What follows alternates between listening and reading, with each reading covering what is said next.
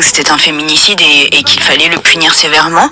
Mais je suis inquiète du fait que l'extrême droite utilise quelques faits divers comme ça et en font un sujet de société. Et moi, quand j'entends que le sujet c'est l'OQTF, je m'inquiète quand même du fait que nous n'ayons aucune espèce de considération sur le fait que ce type est dangereux, manifestement, puisqu'il a tué Philippine, et que s'il était dans un autre pays, il est tout aussi dangereux et il met tout autant en danger d'autres femmes. Donc en fait, la question c'est pas tant l'OQTF, c'est comment on prend en la question c'est est-ce que c'est ou non la récupération par l'extrême droite, c'est ça qui a beaucoup changé dans votre réaction. Oui, mais là il y a quelques mois par exemple, on a arrêté en France un des 10 pédocriminels, un des 10 plus grands pédocriminels du monde. Il s'appelait Mathieu, il était proche de Bordeaux, pour autant ça n'a pas du tout ému l'extrême droite. Le procès de Mazan n'émeut pas l'extrême droite. Donc en fait, la question des femmes se résout à dire et à porter le message que les femmes sont en danger à cause des immigrés, à cause des personnes sous OQTF, ce qui n'est pas vrai. Sous OQTF, ce qui n'est pas vrai. Sous OQTF, ce qui n'est pas vrai. Okay, let's go.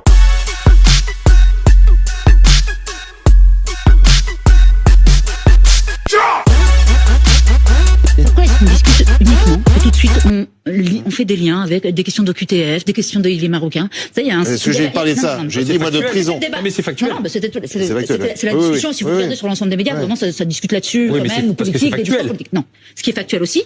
Je vais vous faire un petit slogan du mouvement de libération des femmes, qui était: un violeur est un violeur est un homme. Je veux dire, pourquoi c'est pas moins factuel de poser quand même le problème de la masculinité? Si on veut changer des lois, vous voulez changer des lois, les mêmes qui sont en train de dire faut dire sur ci, faut dire sur ça par rapport aux étrangers, c'est les premiers qui refusent qu'on parle de cours de sexualité à l'école, c'est les premiers qui refusent qu'on parle de cours de stéréotypes de genre à l'école, qu'on éduque les garçons, qu'on fasse des choses, qu'on mette des budgets sur la table pour les associations féministes qui se battent là-dessus, parce qu'aux dernières nouvelles, ça reste un homme qui a violé et tuer une femme, comme ça arrive des milliers de fois tout le temps. Donc je veux dire. Sauf que là, le problème d'éducation, le problème d'éducation, ça concerne plus la Tunisie, puisqu'il venait de Tunisie ou le Maroc, pardon, il venait du Maroc. J'ai envie de dire, peu importe. Non mais là vous parlez, il faut que les politiques mettent en. Une femme qui soit. Non mais pardon, parce qu'il y a un débat. Alors l'extrême droite. En 2 jours, vous allez laisser faire pendant 2 jours qu'en fait les attaques racistes. Alors prenez-le dans l'autre sens, Olivier de Pouchon. Le poussait. Donc il y a une espèce de manipulation de l'opinion publique. Non, alors l'opinion publique. Non, alors prenez-le dans l'autre sens. Qu'est-ce que vous vouliez qu'on dise la vérité? Oui, mais c'était pas pour ça qu'il se retirait. Prenons-le dans l'autre sens. Oui, il fallait dire la vérité. Il fallait dire aux Français la vérité? Bah bien sûr. Ah mais je ne le crois pas.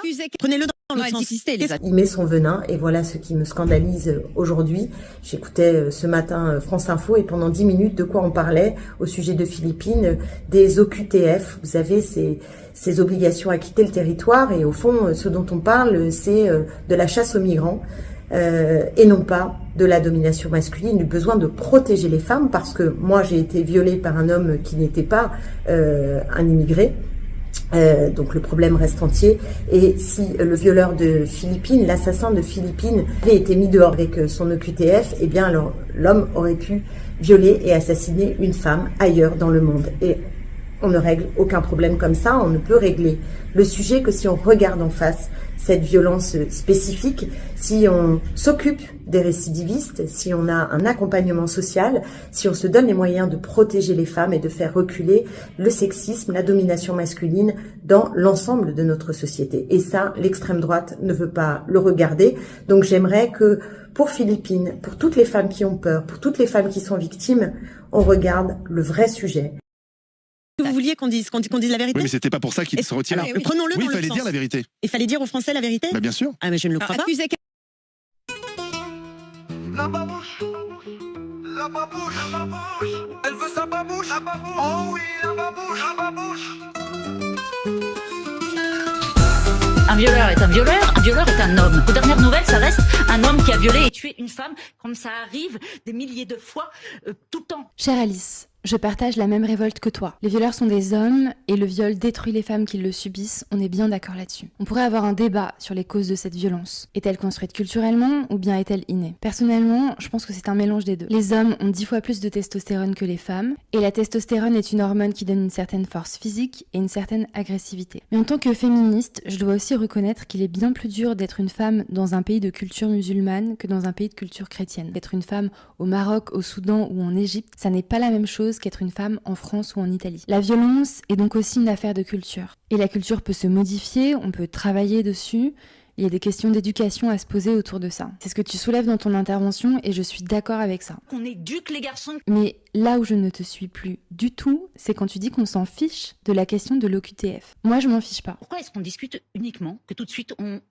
fait des liens avec des questions d'OQTF ? Parce que si cette OQTF avait été appliquée, Philippine serait encore parmi nous. Ce qui est rageant dans cet assassinat, c'est qu'il aurait pu être évité très facilement. Il suffisait d'appliquer la loi. C'est pragmatique, il n'y a pas à aller chercher plus loin. Éduquer les agresseurs à ne pas agresser, c'est évidemment nécessaire, mais c'est quelque chose qui prend du temps. Mais quand un homme étranger, qui a déjà violé au moins une femme sur notre territoire, en assassine une autre alors même que sa présence est illégale, je pense qu'il est normal d'être encore plus révolté. Parce qu'encore une fois, c'était tellement simple à éviter.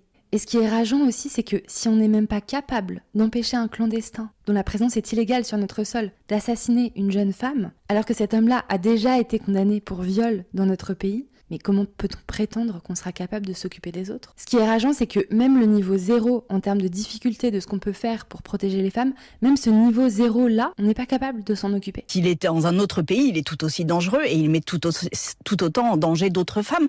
Donc en fait, la question, c'est pas tant l'OQTF. Madame Rousseau, ce que vous dites là, c'est quelque chose que j'aurais très bien pu dire il y a 3 ans. Aujourd'hui, j'ai changé d'avis. Parce que si l'on suit votre logique, il serait normal d'accueillir l'ensemble des talibans et des membres du Hamas sur notre territoire, sous prétexte que peu importe où ces gens font le mal, de toute façon, faire le mal, c'est mal. Oui, on est bien d'accord là-dessus. En fait, ce que vous dites en soi, c'est plein de bons sentiments. Et dans l'absolu, dans la sphère des idées, quelque part, vous avez raison. La violence n'est jamais tolérable, où que ce soit. Mais il y a certaines choses qui marchent très bien dans la sphère des idées, et quand on essaye de les appliquer dans le réel, ça ne marche pas. Je comprends que ça vous rende triste, mais dans le réel, concrètement, la France n'a pas la possibilité de régler tous les problèmes de la planète. Et je regrette d'avoir à dire ça à une féministe, Madame Rousseau. Mais vous savez, pour se protéger des violences, le premier truc, c'est de savoir définir ses limites et les imposer. Et ça n'est que lorsque vous avez appris à vous protéger vous-même que vous pouvez ensuite vous soucier des autres. Et objectivement, je ne pense pas que la situation sécuritaire de la France nous permette le luxe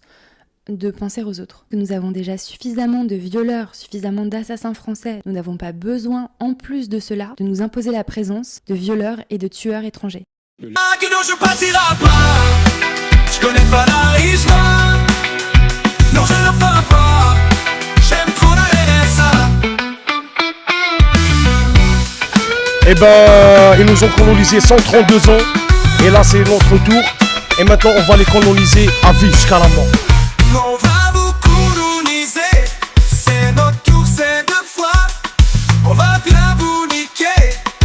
Grâce à votre RSA. Non, je partirai pas. Laxisme de la justice n'existe pas. Un homme soupçonné d'être le meurtrier de Philippine. Un homme soupçonné d'être le meurtrier de Philippine. La babouche. La babouche. La babouche. Elle veut sa babouche. La babouche. Oh oui, la babouche. La babouche.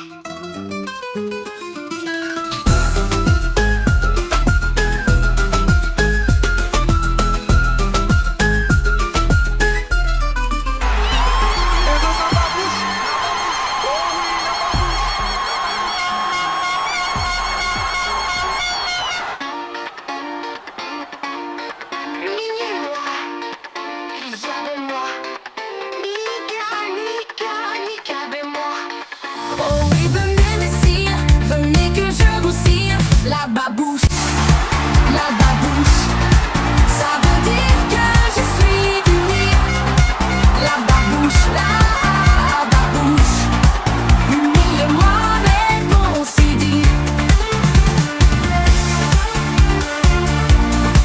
Les gens de Vénitien 692, pensez pour Philippine, la petite qui s'est fait assassiner lâchement, froidement, par un Aziada. Ça fait des années que je vous dis, ces blédards de merde, ils salissent tout ce que nos parents ont fait depuis 50 ans. Ça fait des années que je vous dis, ces clandos de merde ne sont pas les mêmes clandos des années 90. Ceux des années 90, ils venaient en France pour travailler, ils rasaient les murs pour trouver une femme et s'insérer dans la société. Je les déteste, je les hais. À Lyon, à la place du pont, on peut plus ramener dans ce quartier historique nos mamans, nos sœurs, nos femmes. Sinon, ça part en bain de sang. Ils respectent rien. Ils sont cachetonnés. Ils te regardent eux de travers. Ils sont à 3 sur des trottinettes. Ils te sifflent dans la rue comme si tu étais un client. Nous, on vous l'a toujours dit. Les gens de cité, les blédards cassos qui sont au centre-ville, on les déteste. Et on traînera jamais avec eux. Parce que nous, on a été élevés comme ça. On a été élevés, on n'a rien à voir, on n'a rien en commun avec eux. Moi, j'ai pas... Philippine, 19 ans, a été assassinée il y a quelques jours par un Marocain multirécidiviste sous OQTF, déjà condamné pour viol mais remis en liberté en juin dernier au bout d'à peine 1 an de prison. Déjà, je voudrais répondre à Didier Migaud, qui vient tout juste d'être nommé ministre de la Justice. Le laxisme de la justice n'existe pas. T'es sûr de toi là, Didier? Le sens du timing, c'est pas trop ton truc, si? Non, parce que je sais pas si t'es au courant, c'est un homme sûrement très occupé à faire partie d'un système qui met en garde à vue des jeunes filles pour avoir porté une pancarte. Mais il y a une gamine qui vient d'être assassinée par un étranger multirécidiviste sous OQTF, et en fait on a l'outrecuidance de se dire que si le laxisme judiciaire n'existait pas, ben ça serait pas arrivé en fait. Non seulement ce violeur marocain ne serait pas sorti de prison, en tout cas certainement pas au bout d'à peine 1 an, mais surtout il ne serait déjà plus sur le territoire français en fait. Non, parce que dans ce cas, si ça c'est pas du laxisme, qu'est-ce que le laxisme alors? Vraie question, ça m'intéresse. Quoique c'est vrai que pour les honnêtes gens, il y a aucun laxisme en effet. Là il y a pas d'aménagement de peine, là il y a pas d'abolition de la peine de mort pour Lola, Thomas, Mathis, Axel, Philippine et les centaines d'autres. Le laxisme judiciaire n'existe que pour les violeurs et les criminels, notamment quand ils sont étrangers. Pour les autres, pour les innocents et les victimes, là la sentence est d'une sévérité impitoyable. Du coup, est-ce que vous pourriez mettre un peu moins de jeunes innocentes en garde à vue et un peu plus de violeurs et d'assassins en prison et les laisser en prison aussi, au lieu de les libérer après quelques mois parce qu'ils ont été polis, et un petit peu plus expulser les OQTF multirécidivistes aussi, et les OQTF tout court aussi d'ailleurs. Mais bon, là j'avoue que là je pousse un peu le bouchon. Et de préférence avant qu'ils ne massacrent des gamines. Et je voulais aussi répondre à Anne-Sophie Lapix et à France TV de manière générale. Un homme soupçonné d'être le meurtrier de Philippine, l'étudiante retrouvée morte dans le bois de Boulogne samedi. Est-ce que les médias du service public pourraient arrêter de cacher la vérité aux Français? Est-ce qu'ils pourraient leur dire qui est l'homme qui a assassiné une jeune fille avant de l'enterrer dans les bois? En l'occurrence, Taha Walida, violeur marocain clandestin, déjà condamné mais remis en liberté par un juge qui a désormais le sang de Philippine sur les mains. D'ailleurs, qui est ce juge? Qui sont tous ces juges qui relâchent ces ordures? Non, parce que là on résume, les violeurs et futurs assassins sont en liberté, les juges qui relâchent ces mêmes violeurs et assassins sont également impunis. Finalement, les seuls qui sont punis dans l'histoire, c'est les innocents. Les seuls qui sont condamnés et qui sont condamnés à mort, c'est les victimes. Qui êtes-vous, ces juges en question? Montrez-vous. Vous avez encore des miroirs chez vous? Vous arrivez encore à dormir la nuit? Le visage de toutes ces victimes ne vous hante pas trop, ça va? Pauvre de vous. Pas formellement. Et ce que je peux vous dire, c'est qu'elles avaient à cœur 2 choses. La première, c'est de ne pas participer à la bronca, aux insultes racistes, à la vague incroyable de violence que subit Taha sur les réseaux sociaux et dans les médias. Et qu'en réalité, c'est une des raisons pour lesquelles elles avaient tant de mal à parler. Tant de mal à parler. Parce qu'elles se disaient, si je parle, alors je contribue à alimenter la machine qui est enclenchée. Et ces femmes-là disent qu'elles ne veulent absolument pas être associées à ça. Et qu'on puisse prendre leur témoignage comme étant quelque chose qui alimenterait. Vous voyez ce que je veux dire? Ça c'est la première raison. Et la deuxième, j'aimerais vraiment que tout le monde nous entende, c'est la pression psychologique. Quand d'un seul coup, vous voyez que ce que vous avez déposé comme témoignage déclenche dans les médias, c'est-à-dire quelque chose qui va être dans tous les médias, cibler un homme mais aussi être l'objet de commentaires dans tous les sens. Et ça, c'est une responsabilité, une pression qui a une dimension psychologique qu'il faut bien entendre. Or, ces femmes sont fragilisées parce qu'elles ont vécu et pas stabilisées par définition au moment où je vous parle. Et donc, tout est violence. Vous voyez ce que je viens? Ne pas parler est violence, mais en entendre parler est aussi très complexe à gérer. En 2 jours, vous avez laissé faire pendant 2 jours qu'en fait les attaques racistes... Alors prenez-le dans l'autre sens, Olivier Truchon. Le poussaient, donc il y a une espèce de manipulation de l'opinion publique. Non, alors prenez-le dans l'autre sens. Qu'est-ce que vous vouliez qu'on dise? Qu'on dise la vérité? Oui, mais c'était pas pour ça qu'il se retire. Alors, prenons-le dans l'autre sens. Oui, il fallait dire la vérité. Il fallait dire aux Français la vérité? Bah bien sûr. Ah mais je ne le crois pas.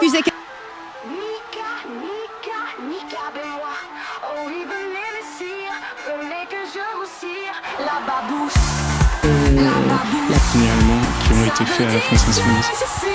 Le signalement qu'on a reçu, dont on a pris connaissance samedi, est un signalement d'une gravité que nous n'avons jamais rencontrée.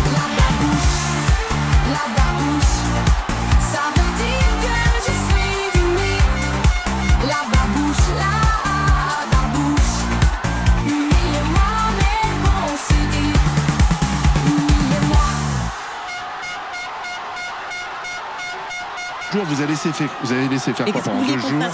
En fait, les attaques racistes. Alors prenez-le dans l'autre sens, Olivier Pouchon. Le poussait. Donc il y a une espèce de manipulation de l'opinion publique. Non, alors prenez-le dans l'autre sens. Qu'est-ce que vous vouliez qu'on dise la vérité? Oui, mais c'était pas pour ça qu'il se retirait. Alors prenons-le dans l'autre sens. Oui, il fallait dire la vérité. Il fallait dire aux Français la vérité? Bah bien sûr. Ah mais je ne le crois pas. Accuser quelqu'un qui quand même, il n'y a pas de pour 2 raisons. Il fallait dire. Je ne le crois pas. Nous estimons qu'en fonction des témoignages que nous avons, il ne peut pas rester candidat. Je vais vous dire pourquoi. Il y a 2 raisons pour lesquelles ce n'est pas en effet le point de vue que nous avions retenu.